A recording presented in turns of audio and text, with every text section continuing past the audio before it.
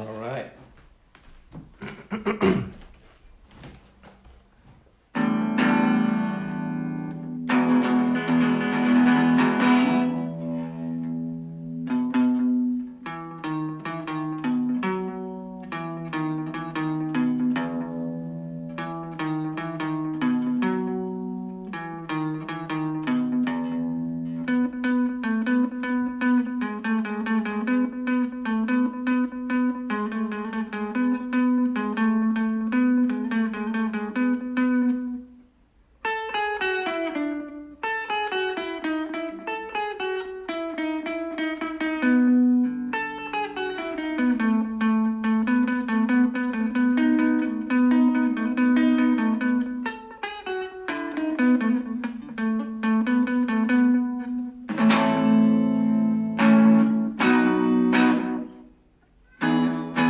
Waiting for people to get online.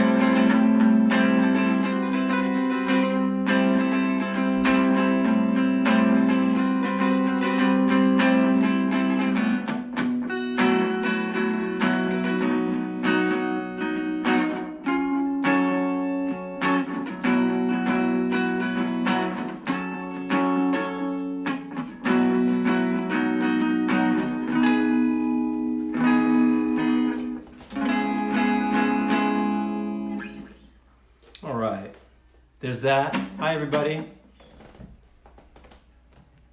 Thanks for tuning in. We need to still be meeting the moment. We need to be staying away from each other. We need to be wearing masks too, please. Everybody wear masks. Let's not be stupid. If you don't have my new record, it's called Two Ghosts. And you can pick it up. It's on vinyl and on CD. And I hope everybody's doing good. Been a crazy few weeks. I hope everybody's reflecting and thinking about how we can make the world a little better in our own ways.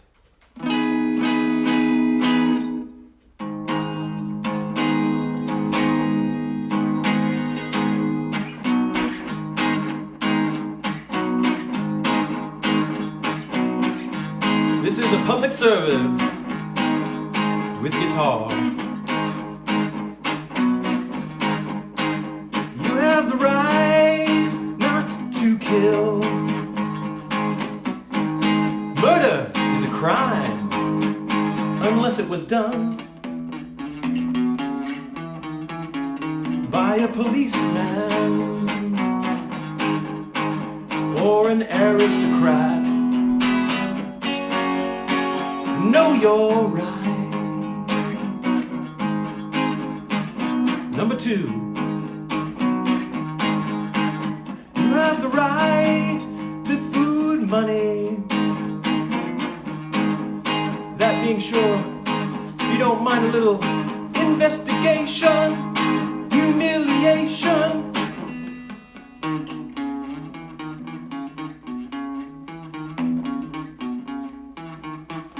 rehabilitation. Oh yeah, know your rights. Know your rights.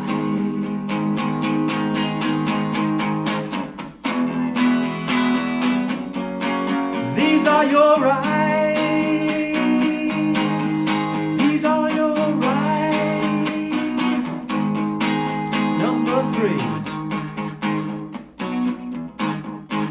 You have the right to free speech.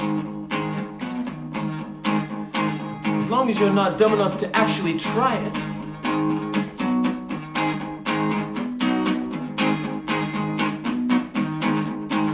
Know your rights.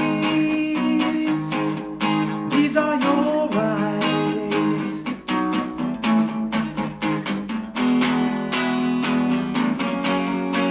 Know your rights.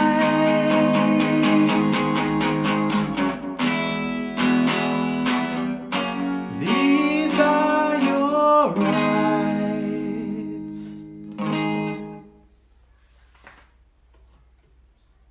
That is a Clash song.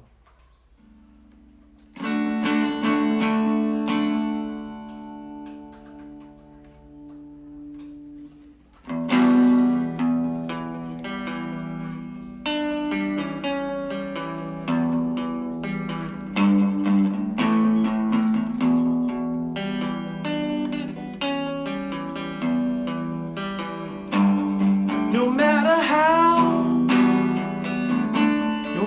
how hard I try, it's another cloud floated into the sky. Car wrecks scattered everywhere. The more I cruise, the less I care. Taking cracks at a Liberty Bell, buying when I ought to sell. Crawling into blue shadows, it's the easy way.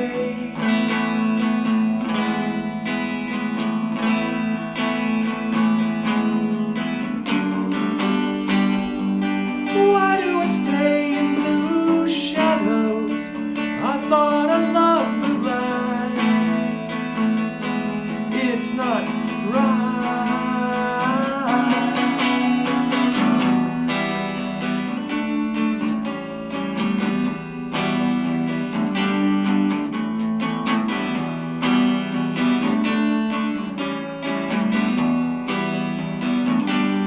We're standing up a storm today, 'cause I don't have to make a change. The wildflowers are free, pushing through the desert in harmony. Crawling into blue shadows, it's the easy way.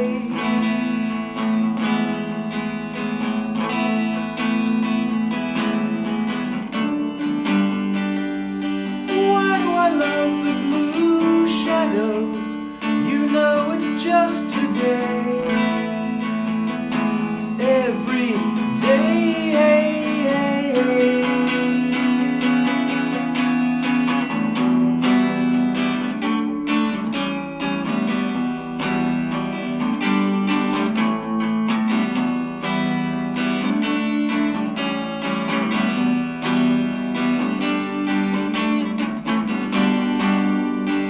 Why do I love the blue shadows? Is it all today?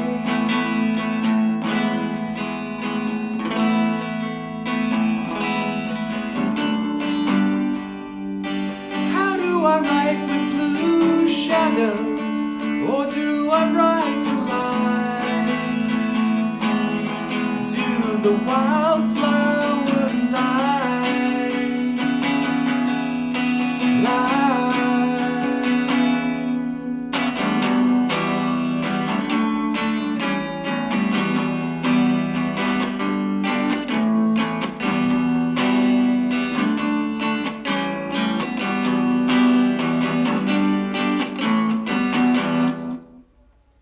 All right.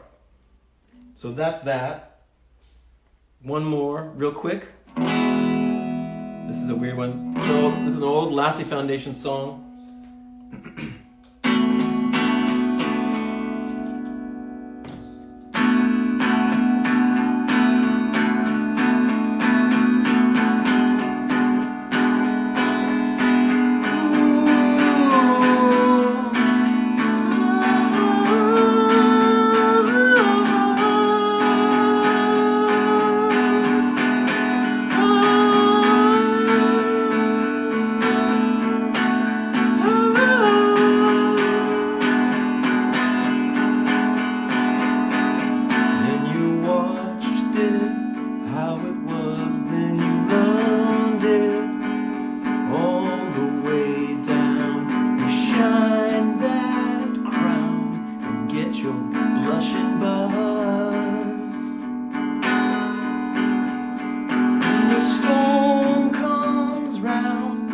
Making sure that you're the first one down off the sinking ship. You keen, clever wit.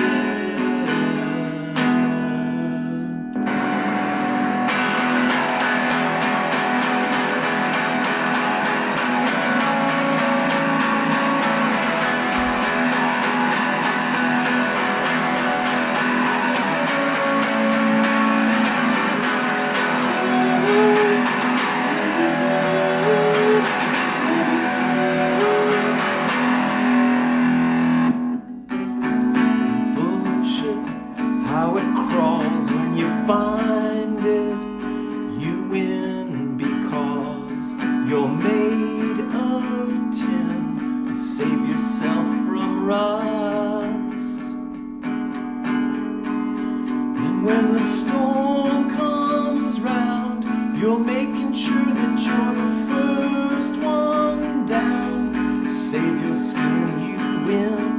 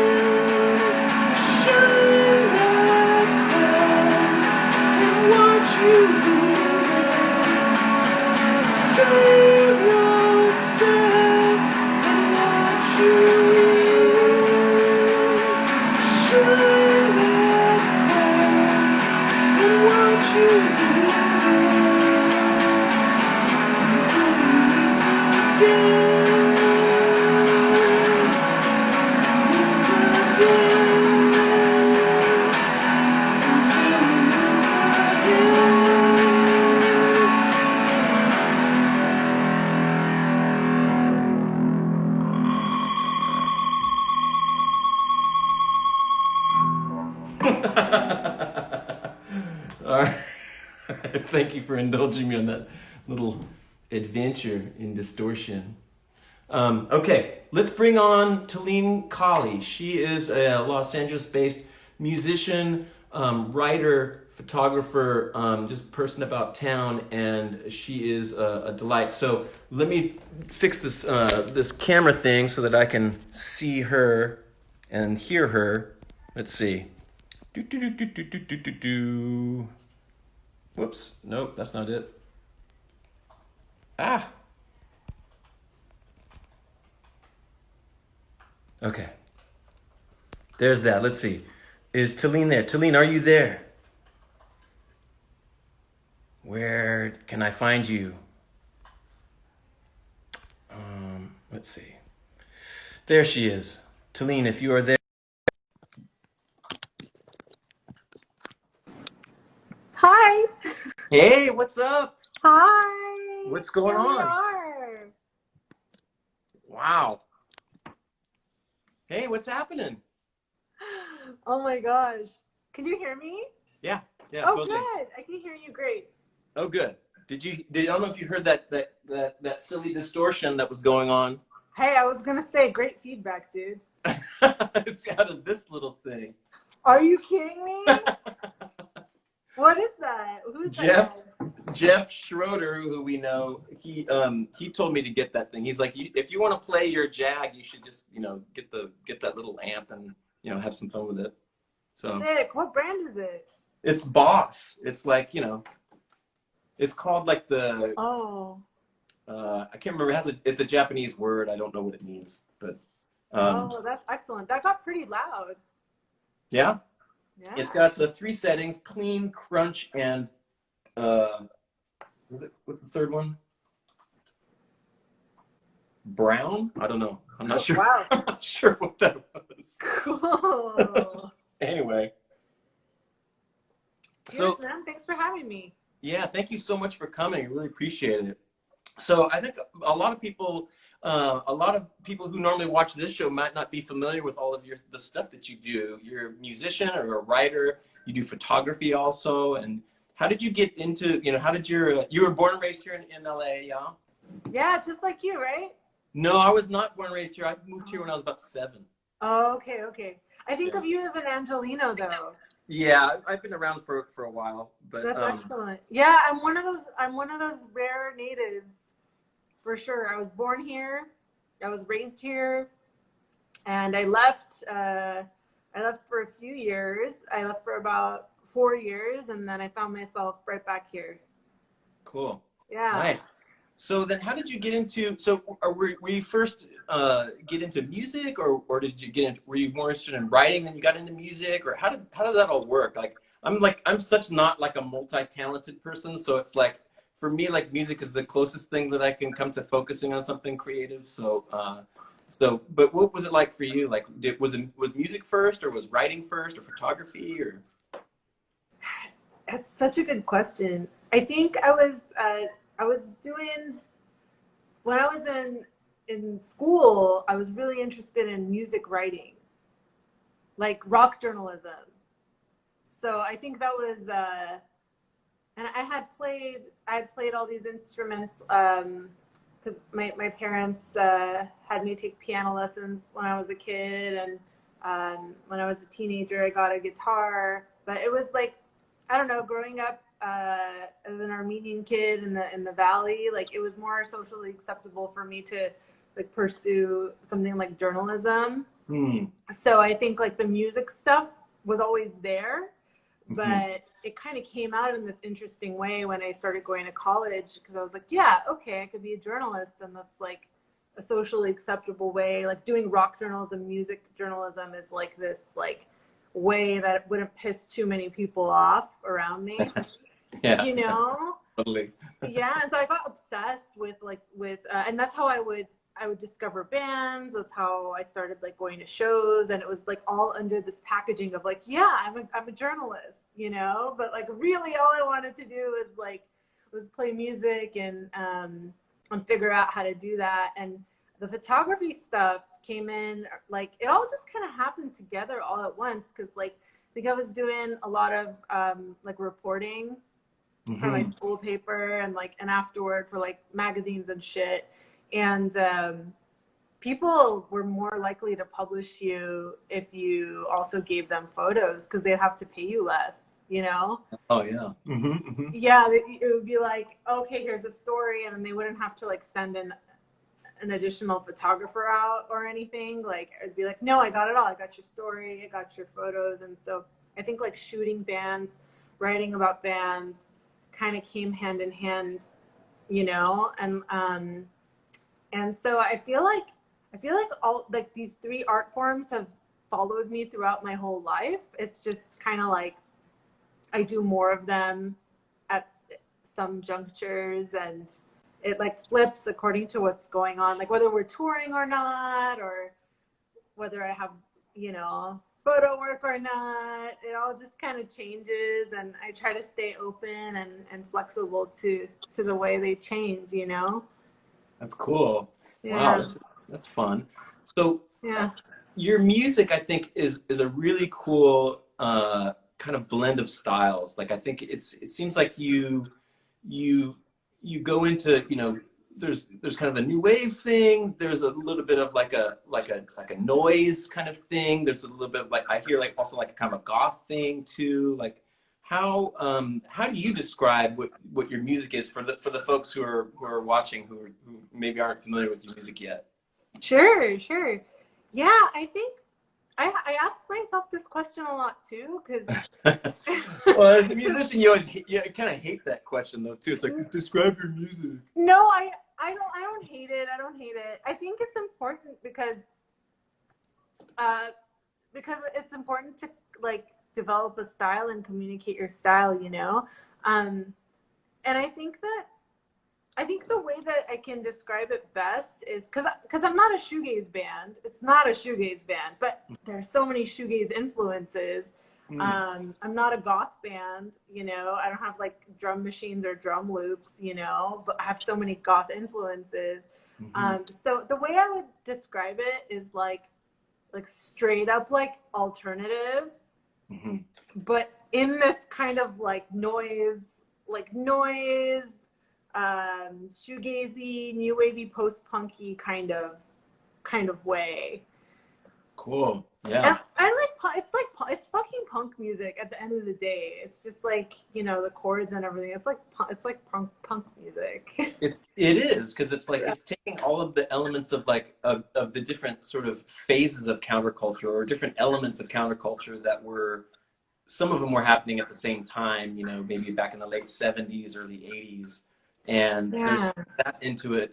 You know, I've noticed that like some journalists like to compare your work to, like, you know, to Blondie, or, you know, to some of the sort of earlier new wave bands and stuff, which I think is fair to a certain extent, but I always kind of hate it when, like, especially when, you know, female artists get compared to other female artists, you know, and it's just kind of like the easy sort of like, you know, thing. But I guess, I don't know, how do you feel about that as a journalist and as an artist? Like, you know, because I can also see a way that, like, you know, certainly like Debbie Harry, I'm sure influenced you, you know, in some way. And so a comparison to Blondie is a good thing for sure, Yeah. but it's also kind of like that female artist stereotype, you know? Yeah, the Blondie thing cracks me up. I think it's hilarious because I think there's like literally one spot on the record that I sound like Blondie, and everyone's like, "Yeah, you kind of sound like Blondie in that part." But that one part, getting this like big umbrella comparison that's been going on, I think is hilarious.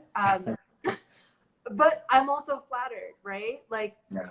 I don't know. I thought I would get a lot of comparisons to Riot Girl and like stuff like that, and Susie Sue and stuff like that. But I was happy with Blondie. I'm happy with Blondie. I don't think any of this stuff sounds like Blondie, but I have really like we were talking about like really really heavy punk, like new wave punk roots. So a lot of the arrangements like come from being inspired by that time and bands of that era.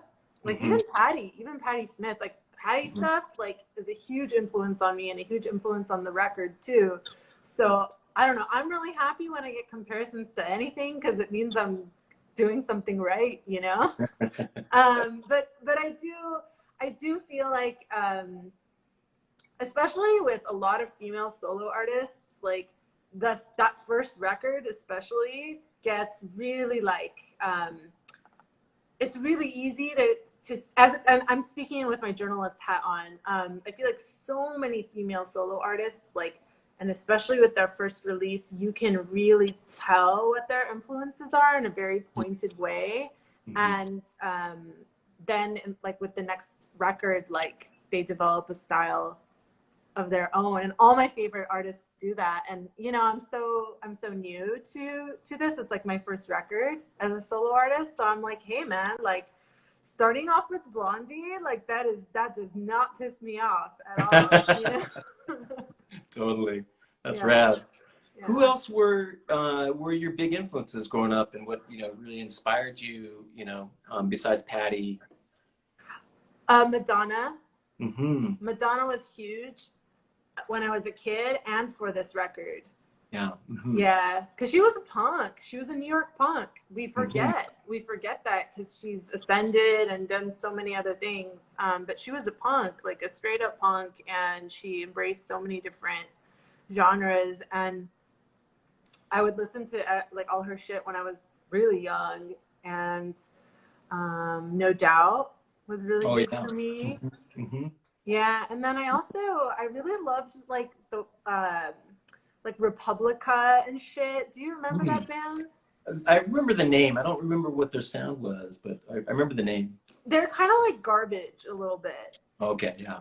So like that sound, the Republica sound, that kind of electronica stuff was really big for me. So was like the ska punk stuff, like No Doubt and Save Ferris. So Mhm. I've always loved like noisier industrial dance stuff, and then also just like anything from the ska punk lineage. Yeah. So I was like all about that shit when I was getting Green Day. I was so into Green Day when I was growing up. And yeah, yeah, I was just a little punk kid, you know? And I know that you like a band that I really love, Medicine. Yeah. Um, and you got to work with Brad Lehner. He mixed your record. Yeah, dude. Okay, so that's a great story. And it relates to your question too, because I remember I was like, man, I watched The Crow like when I was a kid. And I remember that soundtrack. Do you remember Mhm. that soundtrack? Yeah, that thing was huge. That was a giant hit soundtrack at the time. Yeah. And like Medicine was in that movie too. Yeah, yeah, yeah.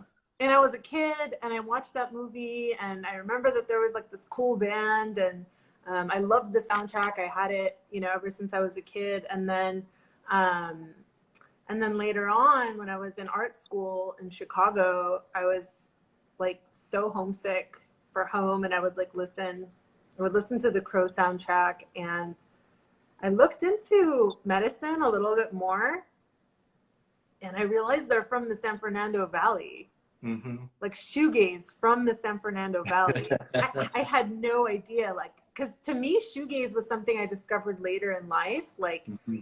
um, like in college. And I was like, man, this is fucking cool. Now I'm obsessed. And so it felt so far away from me in this kind of way where I discovered it later on in life. And you know, we think about shoegaze as this thing from the UK. It's like so, you know, mysterious. And to me, like growing up in the Valley as like an Armenian kid, like that didn't feel accessible, you know? And Hmm. so to be so homesick, to be in Chicago, to be so fucking cold and like, and then to realize like, oh my God, Medicine, like this shit was made in my home, like right next to my hometown, you know? Um, so I got even more obsessed and like, you know, would listen to their entire catalog Hmm. nonstop. And then when I moved back to LA, I went to LA Shoegaze Fest, put on by Part Time Punks. Oh yeah. Mhm. And you know those nights, they're good, right? Yeah. Hmm. Yeah, totally. Part-time Yeah, punk. yeah, those are fun nights. And so I was like, man, this is so cool. Like, and Brad Lehner was DJing. And so I went right up to him and I was like, I can't believe that I would like listen to you my whole life and you like thought I didn't know where the hell you were from and you ended up being like right from next to my hometown. This is insane. This is so cool. And I was like, I make a zine. Do you want my zine? And I gave him my zine and we just became friends, you know?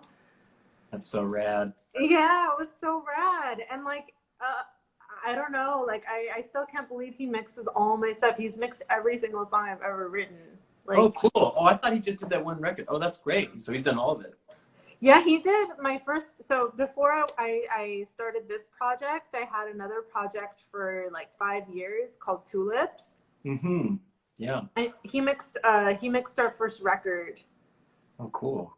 and our and he mixed our we have two unreleased singles. He mixed those two, and then when we broke up and I started this band, he mixed Soul Songs, my record. Hmm. So I don't know, dude. It's still I'm still really surprised when he says yes to me. I'm just like, are you fucking kidding me? This is so cool. That's so rad. Yeah, he's such a good dude. And That's cool. he's such a fucking sonic genius too. Like he has Yeah. like 3 modular synths set up in his house, like in his studio. Like, and I don't know if you spend some time on his Instagram, that's literally Yeah. what he does every day. I know, I see that. It's funny. It's Every rad day. though. I mean, it's super mad scientist. It's super cool. Yeah, it's amazing. Oh, I saw them when I was going to college. I went to college at Pepperdine, and I was eating lunch in my car in the parking lot of like the, I don't know, supermarket or something like that. I was eating a sandwich, and so I was listening to KXLU, and they're like, it was total like college, like typical college radio DJ, which is kind of totally like just snide, very like, okay, we just heard like Squat Thrust and you know a bunch of other bands, and you know, like, okay, well, we've got some tickets if you want to see Swerve Driver and Medicine at the Whiskey tonight, you know, if you want to go, you know, call us up at this number and we'll give you the tickets or whatever. So I'm like in my car, this is pre, you know, cell phones and internet and all that stuff, so I like and get out of my car and I walk over to the supermarket and I get to the payphone and I call the number, and of course the guy's like, hello, this is KXLU. I'm like, hey man, can I have those tickets? I want to go see that show, Sword Driver Medicine, if that's okay. He goes, yeah, okay, what's your name? Oh, my name's Wayne. Okay, they'll be at the front desk for you, bye. Oh shit. And I went to that show, and that show was amazing. I mean, Medicine played. I liked Swerve Driver, but I liked Medicine a lot more. And Medicine opened, and it was one of the most amazing shows I'd ever seen. Wait, And Medicine opened for Swerve Driver? yeah, this was when Swerve Driver were kind of like at their peak. They had like kind of like the big, you know, that Mezcal Head record was really big for them in the college radio scene and stuff. And so, Right. and this would have been, what era of Medicine would this have been? This would have been fairly early. This would have been maybe The Buried Life had just come out or something like that. Oh shit. I'm not really sure. Right? It was somewhere around there. Okay. Anyway, so but it was insane, and Brad Lehner's whole thing was amazing. And for me as a drummer, I was like Jim Goodall was just like I was like mesmerized by that guy. Just doing that whole 60s thing, and he had like I'm actually my hair's starting to look closer to his now. But it's just like, you know, just really, it was so awesome. I almost left like after Medicine because I was like, I don't know how this show could get any better. Was Medicine louder? It certainly felt like it because they did Yeah. a couple of those songs where it was just like they would break and they would just go into like this loud like noise thing, and it was super cool. I don't know if they were louder though, because Swerve Driver was a loud band. I mean, they had like Really? 3 guitars and they all had these like crazy tunings and stuff, and it was huge. Their records are pretty cool. I don't know how much you know about them, but they're really good. And their That's later so was cool. actually pretty good too. Fuck yeah, dude. Oh man. I've never seen Swerve Driver. Yeah, Yeah. they're great. I mean, they're just like right from that era, you know, that early '90s Yeah.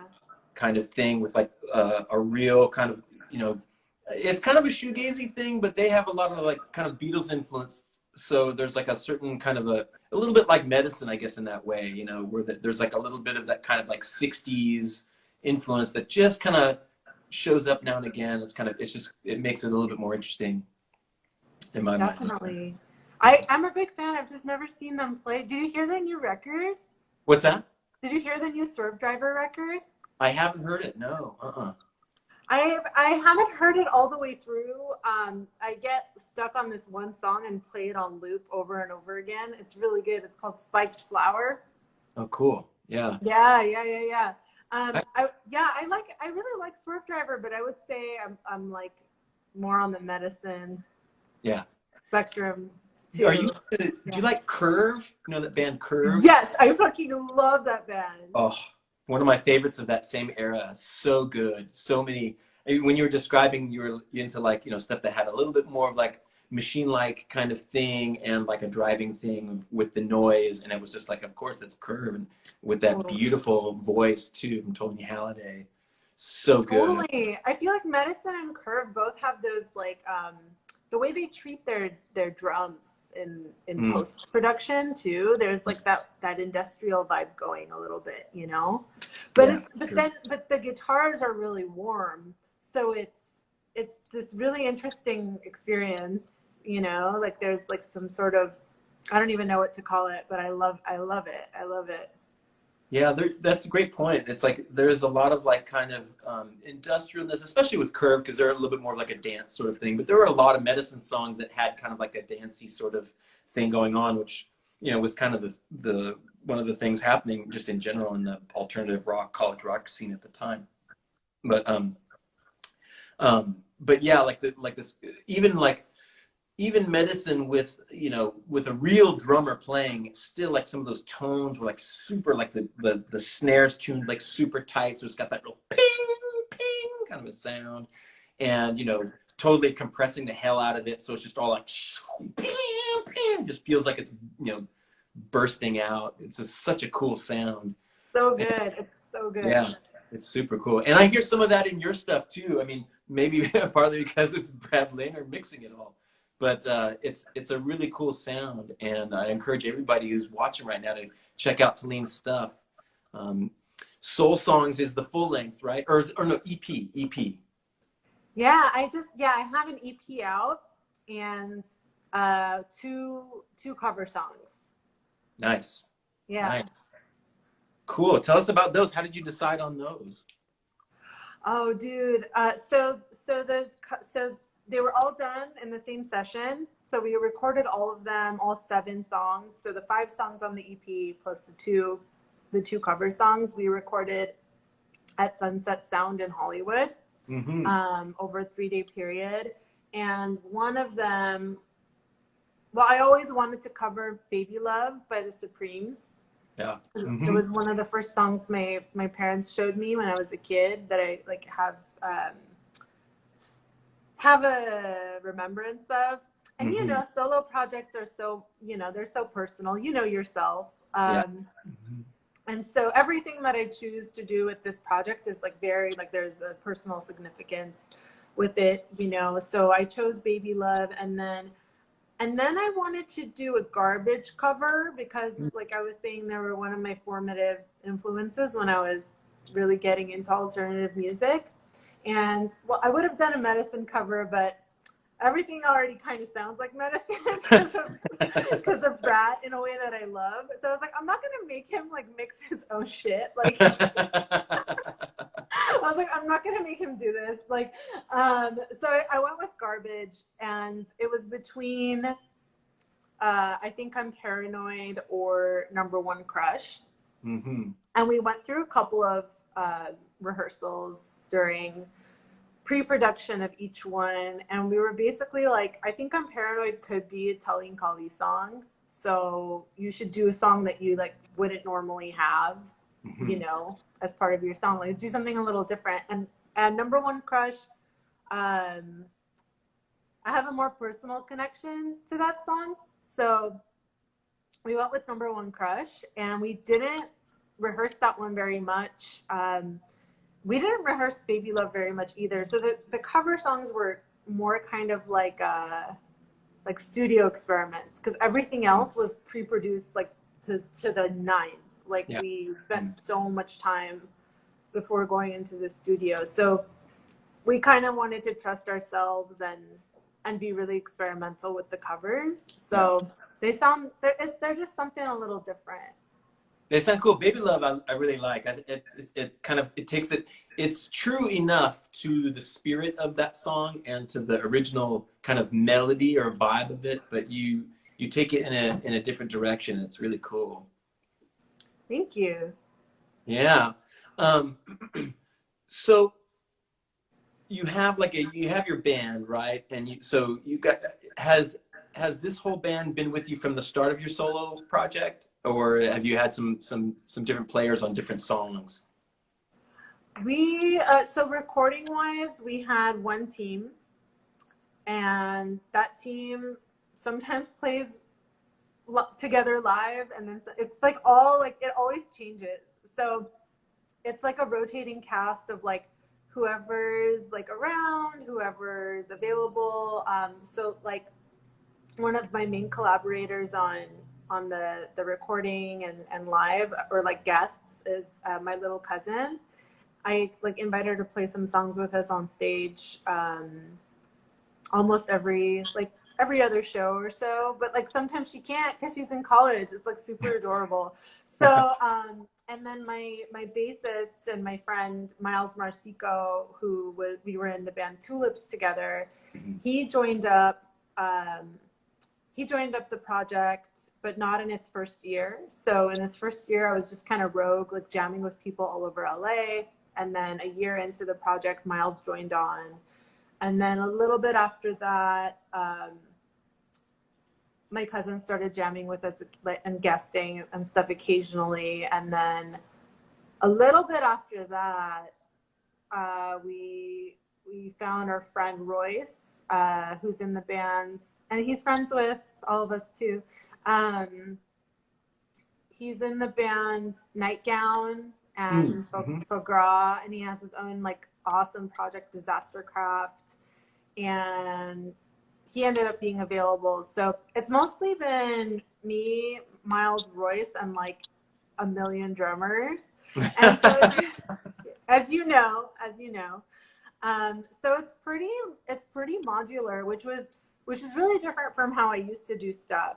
Like in Tulips, it was like a core deal or nothing. It was like if not everybody was available, we would like not do shit for the season, or just wait till everybody was available. But this project's a little bit different because I'm just kind of like steaming, like full steam ahead, no matter who's available, and like whoever's around, I'm like, yo, let's go. Like, this is going down, that's going down. So it's a little bit different, which keeps things really exciting. But it's also like wild. Like I booked a whole tour last year without knowing if a drummer would be available.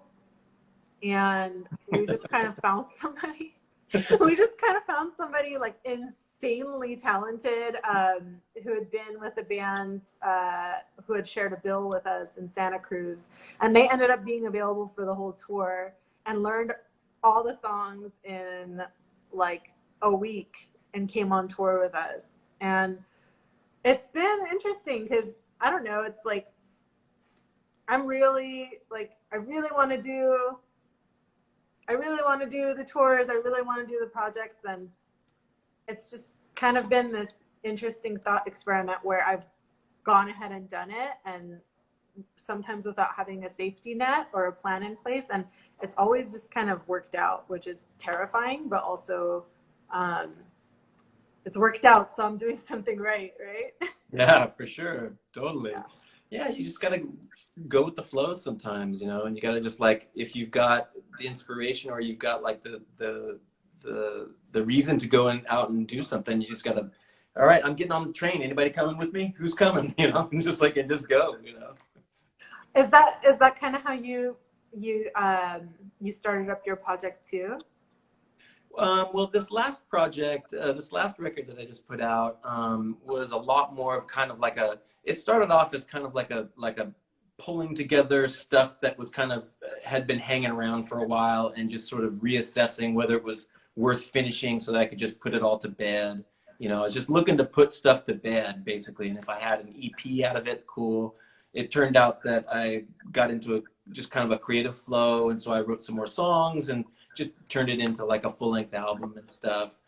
Cool. And so at that point, it's just kind of like, you're going, and it's like, luckily I have a lot of friends who are super talented and who I trust implicitly. And so, working with, for example, like Frank Lenz on this latest one, he, just had like the right situation and had the right ear, and we just, just barreled through it and just, made all the stuff happen. Between him and I, he is also a drummer and a multi-instrumentalist kind of person. And so we just kind of, between the two of us, sort of piece together everything and do all the parts. That's so cool.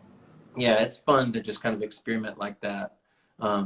But, it's a weird time right now to be an artist, What have you been thinking and feeling like, especially with everything that's been going on, and like, it's such a weird, unprecedented time in so many ways. I mean, what has been your experience like over the last like few months, and, trying to, I don't know, can you absorb all of it? I don't know. I'm not sure how I can process it all. I'm still processing, you know, it's so confusing. And honestly, kind of like what we just talked about. It's like you got inspired, you had these songs, you put them together. You know, I wanted to do stuff with my songs. I didn't know if anybody would necessarily be available. And, you know, it all just kind of works out. Like, I feel like I've had to, even though I'm still processing, I feel like it's helped me a lot to just immediately adapt, just so that I'm still present, and I don't feel boxed in and caged in by not being able to tour, or like not being able to do certain things I had planned. And so what helps me a lot is doing stuff like this with you, Wayne, like going on lives and connecting and sharing, and just staying very vocal and staying present. Because one thing that I realized over the years is that sharing my art is just as valuable of an experience as it is making it. So that's been one part, is like not allowing myself to like hide under the covers, you know, just like really just like communicating. And then another thing has been to just start side projects all over the place. Like I just revived a side project with a friend, music that's like totally different from stuff I've put out before, just so we can stay active in a way. Just because it doesn't feel like the right time to make Taleen Kali stuff with the limitations on recording and spaces and availability. Like it just doesn't feel like the right time to make, because my records are big. I make my records in big fucking rooms, and I make them with a lot of fucking people, and I want to stick to that. I want to stick to that route. So since I can't do that, I can't have that. Like for me, it's like kind of like looking at what I can do, what, you know what I mean? So it's like asking myself, do you want to like be stubborn about this? Okay, cool. Okay, cool. Then be stubborn about that, but then you can express yourself in other ways. So I built out a little DIY home studio. I've been sending like stems back and forth. And then I've also been allowing myself to not work on stuff sometimes and just like try to connect instead, because what, you know that thing you keep hearing about, how, you know, Shakespeare wrote King Lear during the plague or some shit. Like, you know, I don't feel like it really helps. It doesn't really help me to put pressure on creating. So it's just kind of like, or creating in a certain way. So it's really helped me to stay flexible and adaptable, and just really like focus on connecting with people as much as I can. Are you doing, have you been doing any writing lately, or are you planning to do any more soon, or? Yeah, I wrote a new song called Tomorrow Girl, and I've been playing it on like anytime somebody asks me to play like one of those Instagram shows or something, those live stream shows or something. I played it for my patrons on Patreon. And so I've been demoing stuff. I've been writing and demoing stuff, but not really feeling the recording these days. Yeah, sure. Well, speaking of shows, though, you one of your songs was just featured on a TV show. You got a nice placement. Congratulations. Thank you. The show, the Council of Dads, I think it's on like NBC. Was it on NBC? I don't know. Yeah, it was on NBC. NBC. Nice. That's awesome. Thank you. Yeah, that's where it's at these days. Yeah, I heard about that. I think it was like the second month of quarantine, and I was like, oh my God, there's good news and music during quarantine. I just had to cancel like 3 tours. Like, it's like, yes. How did that come about? Huh? I was going to say, how did that come about? Like, how did that process happen for you? It's so fascinating. So literally, I got an email that said like urgent request. Like it was like urgent request. quote request for Half-Life for NBC's Council of Dads. And I had seen stuff like that happen before just because I've had a publisher for since Tulip's days. Like I have the same publisher from Tulip's days. I've seen stuff like that come through, but it's so rare that it does actually come through. It's kind of like how they say if you're like gonna buy a house, don't believe it till you have the keys in your hands or something. So I was like, oh my God, okay, like this could be a thing, and it actually ended up panning out. So NBC, yeah, That's rad. yeah. Yeah, I think I told the story on another episode of Lassie Foundation. We played just some super random show in LA, and there was nobody there. Nobody was there. It was us and the other band that was playing, and like 2 people who we knew. And so after the show, we're all like, "Oh, that was, I'm not sure how much of a worth that was." But somebody in the audience, the 1 or 2 other people who were there, one of them was from like 20th Century Fox, and long story short, he ended up putting us on Buffy the Vampire Slayer, that TV show, way back. Oh yeah. And it was just because we played some random ass show in, I don't even know what part of town it was at that time. I'd never heard of the club. I'd never didn't know anybody at the place. I don't even know why we did the show, but we did it, and it just goes to show you got to play every show like you. Shit. 1,000 people. Right, Which Lassie Foundation song was it? It's this song called El Rey. It was on our first record called Pacifico. Because at the time we didn't actually have anything out yet. We hadn't even, I don't think we'd even done an EP, or we had done the EP, but it was out of print or something.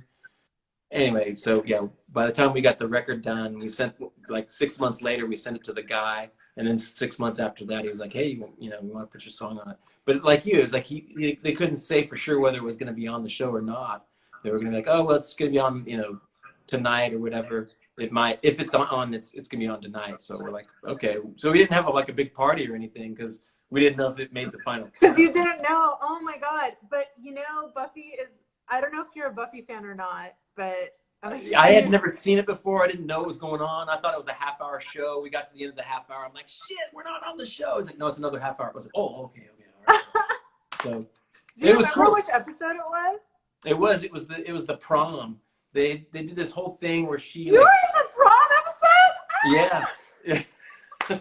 It's at the very end of the episode because we were getting right close to the end. I was like, oh no, and she, I can't remember what happened, but it was like she saved the day, she saved the town or something. And then at the prom, they were like, "Oh, hey Buffy, thank you so much, you're awesome." And she goes and she walks up there and they give her like an award or something. I don't know. Umbrella. They give her an umbrella, dude. Oh, really? Yeah. Okay. So she's the class protector. Oh, okay. Oh. Yeah. I see. Okay, that makes sense. But then anyway, so then they get this big orchestration, and then right when they get done with that, and they transition to like some other conversation. She comes walking down off of the stairs, and that's when the song starts playing. So, dude, that's so fucking dope. That's so cool. I love Buffy and I love Lassie Foundation. That's so cool. Thank you. Yeah, no, it was a super cool thing, but that's so rad that you got on the show. Is this your first placement, Yao? It's the first placement. We had one of those emails for Tulips years ago, being like, "Oh, we want your song to be in the Scooby-Doo movie," and that never panned out. So it's exactly like we were just talking about. It's like you just don't know until it's like it's confirmed. Yeah. And it's I mean, they say that kind of stuff about South by Southwest too. It's like you go to South by, you play a show, there's like 3 people in the audience, but one of them could be a blogger who could, really just give you some meaningful press. Another one could be, like, you know how it goes. It's so weird. No show is too big or too small when you're an indie band, Totally. and be something Absolutely. meaningful every time. Like there have been some shows where like two people have come and I've made like, and one of them like has become a friend for life, you know? Yeah, that's rad. That's so Yeah. cool. Well, Yeah. I know you gotta get going because you got your own live stream coming up in at 6:30. Is that right? I do. Yeah. Well, thanks for making the adjustment so that we can do this earlier, so to give you some time to do a little prep and stuff. So I encourage everybody to go to Taleen's Insta at 6:30. We can watch her do her thing. What are you gonna do? You can do some live songs. What's gonna happen? Yeah, so we're gonna be playing with CBD is Better. It's a great company that's doing a fundraiser for ACLU. So Mhm. I'll be joining on the Witching Hours Instagram. It's gonna be on the Witching Hours stage, Okay. and the shit is so cool. And we're gonna be raising money for ACLU. Nice. And yeah, this was so fun, Wayne. I love your show, and it was so nice to be a part of it this time. Yeah, thanks. We should do it again another time where we have a little bit more time to chit chat and stuff. And then maybe I can twist your arm sometime and you can perform maybe for everybody. That would be Anytime, rad. dude. Anytime. That'd be awesome. Yeah. Thank you so much, Taleen. Really appreciate it. Thank And good you. luck with the fundraiser. I'll be tuning in for sure. And hopefully everybody else can too. Awesome. Thanks, everyone. All Thanks, right. Wayne. Bye. Let's see. All right. Okay, that's going to do it for us today, everybody. Anyway, thank you so much for tuning in, and we will be kind of back next week. I'm going to be on the road, so hopefully next week we may or may not be doing it on Sunday. Probably will be driving most of Sunday, but I'll let you know during the week. Please tune in, and I'll let you know when we can do it. It'll probably be from Portland, Oregon, in a backyard somewhere where there's fresh air and lots of greenery, and so we'll do something at that point next week. But thank you so much for tuning in, everybody. We'll see you next time.